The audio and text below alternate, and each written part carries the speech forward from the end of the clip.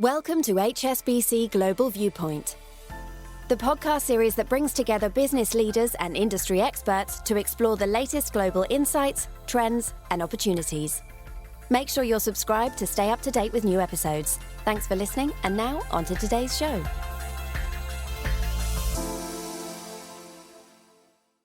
This podcast was recorded for publication on the 5th of May 2023. All the disclosures and disclaimers associated with it must be viewed on the link attached to your media player. Hello, I'm Piers Butler in London. And I'm Aline Van Dyne in New York. Coming up on today's programme, we look at whether China's economic recovery can sustain its momentum and the implications for growth. We assess the path for US monetary policy following another rate hike by the Federal Reserve. And we find out why it could be a good summer for the euro and sterling. We begin this week in Asia, where China's economic recovery is well underway. Growth in the first quarter came in stronger than expected, prompting our economics team to raise their forecast for this year. Jing Liu is chief economist for Greater China. She spoke to Graham Mackay earlier. Jing, welcome to the podcast. Great to have you. Thanks for having me here again.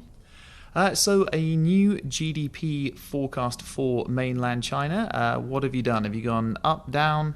We actually revised up our forecast for 2023 to 6.3% from 5.6%.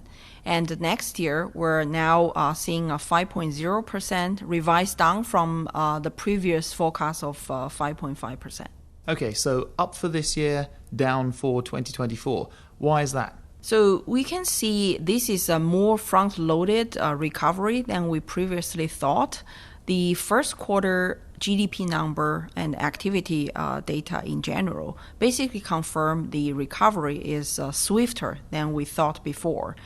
So first quarter already registered 4.5% GDP growth and largely driven by the performance from the consumption, the service sector in particular. Okay, and is this still an almost exclusively consumption-driven recovery? I mean, I know things like, for example, property are never too far away from the conversation, but is it really about consumption as the focal point of this recovery? We see this more like organic growth in the sense that after reopening, similar as in other economies, we see that the service rebound almost instantaneously.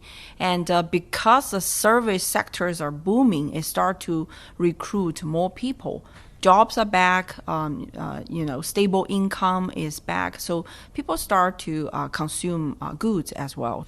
We have seen the green shoots on the property sector. In particular, March, we have seen in the year-on-year terms, both the transaction volume as well as the prices in some big cities already see the upward trend. So after many months of contraction. So that's a positive. And also we see the property investment still in the contraction, but less than before.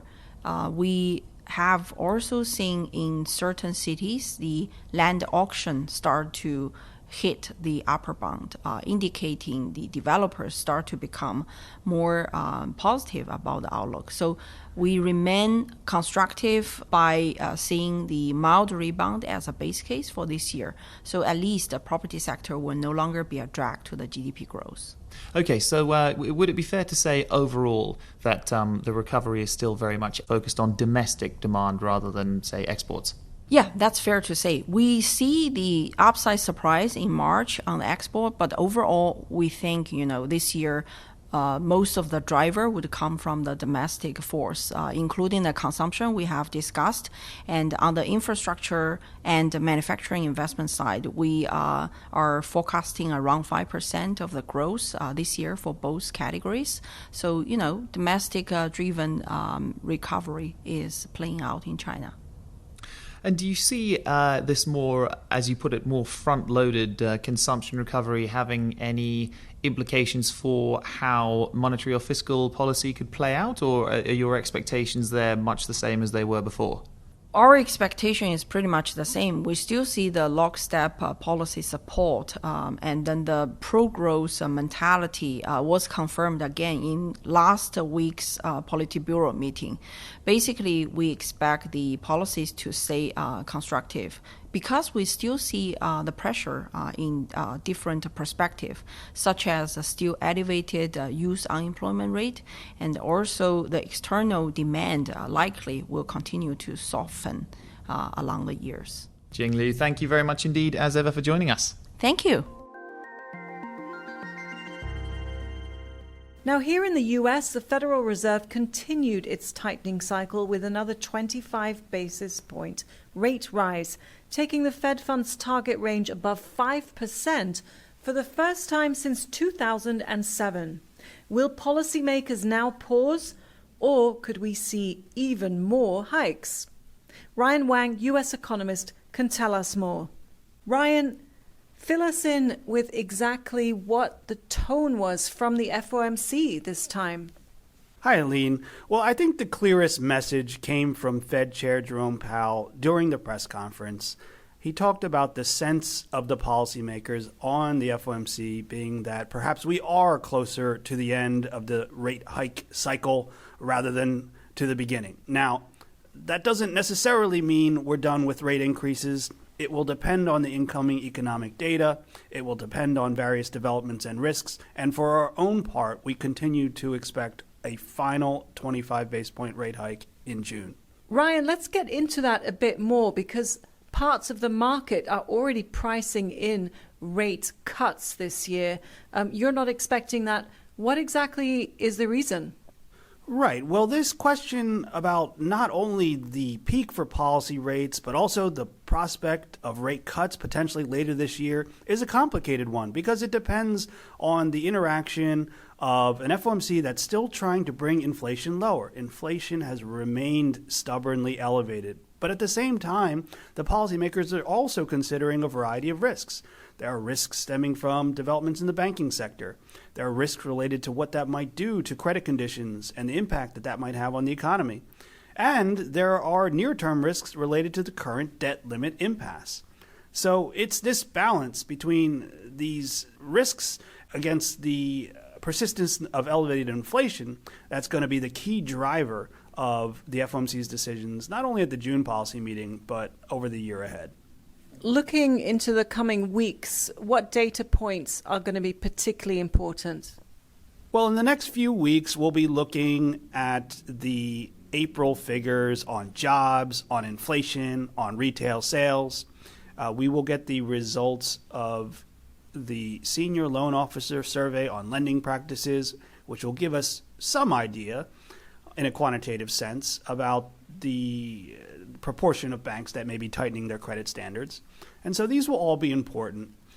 And the Fed is still facing a challenging situation when it comes to the tightness of the labor market and the impact that that's having on both wage pressures and inflation. We'll be waiting to see whether that changes in the data over the weeks ahead. And lastly, Ryan, any insights on the issue around the U.S. debt ceiling, whether or not the U.S. may be able to continue borrowing? Well, I think the next key date on this topic, which could be very important for markets, will be on May the 9th, when we will have a meeting between President Biden and House Speaker Kevin McCarthy. We'll be waiting to see whether bipartisan negotiations pick up any steam after that meeting. And in the meantime, we'll be also monitoring the daily cash flows reported by the Treasury to see whether the 1st of June date that has been flagged is going to be a key risk for markets. Ryan, thank you so much. Thank you, Aline. A quick reminder now for our HSBC Global Research clients. Voting for the annual Institutional Investor Survey closes on the 5th of May. We really appreciate your support. So if you value the information, insights, and ideas that we provide, please participate in the survey. The web address that you need is voting.institutionalinvestor.com. Now, in Europe, the ECB has also just held its latest meeting. What happened, Piers? Well, Aileen, the bank slowed the pace of their rate hikes with a 25 basis point rate rise, taking the deposit rate to 3.25%. Our European economics team expects a further 25 basis point hike in June before a pause. And sticking with the European theme, we finished this week in the currency markets where our team has been positive on the euro and sterling since the end of last year. As we head towards the summer, Dominic Bunning, head of European FX research, has been assessing their prospects, and he joins me in the studio now. Dominic, welcome to the podcast. Thanks, Piers, and thanks for saving the best till last. Absolutely. Firstly, remind us of your thesis behind this bullish stance on the euro and sterling. Yeah, so we turned more bullish on both the euro and sterling back in November. A big part of that was that we thought the dollar had peaked, and sort of the flip side of the dollar peaking and the likely rebound in global risk appetite and those sorts of things, that was going to be quite bullish for euro and sterling. But I think we're seeing some signs of some idiosyncratic factors now becoming more positive as well. Indeed, so we're shifting from some sort of global perspective towards some more localized phenomena. Can you sort of run us through those? Yeah, absolutely. So the first thing we've noticed is if you look at the relationship of the currencies versus global risk appetite and versus rate differentials, we're seeing that shift towards rate differentials mattering more. And that's a sign that that local story is becoming more important. And when we look at some of those local factors, we see really strong rebounds in consumer confidence. And that's tended to be a good lead indicator of currency performance for both the euro and sterling. We're seeing PMI, so businesses showing much more optimism as well. And we're also seeing some big signs of disinflation. And what we're really talking about here is a big reversal of the negative pressures that came about in 2022. So growth is starting to pick up locally, inflation is softening a little bit, and that provides quite an optimistic picture for both the euro and for sterling during the summer months. Any clouds on the horizon to spoil that rosy summer view? Yeah, there are some risks, absolutely. If you look at particularly the credit cycle, there's definitely some signs here that credit demand is slowing, credit growth is slowing. And that's something that the ECB has spoken about briefly and is ultimately a cause or an effect, of all of the policy tightening we've seen. But it's not, in our view, going to be enough for now to drag down that near-term momentum. So looking beyond the summer, I do have some concerns that credit story could be a bit more challenging, make that growth outlook a bit more difficult. And that's why, by the end of the summer, it might be harder for the euro and sterling to keep extending those gains. But for now, I still think it's a pretty sunny outlook. Very good. Thanks, Dominic, for joining us today. Thanks very much. So that's it for another week. Thanks to our guests, Jing Liu, Ryan Wang, and Dominic Bunning. From all of us here, thanks for listening. We'll be back again next week.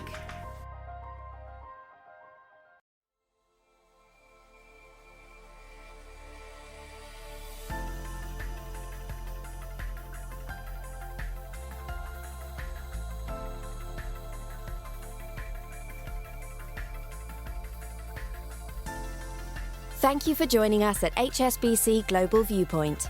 We hope you enjoyed the discussion. Make sure you're subscribed to stay up to date with new episodes.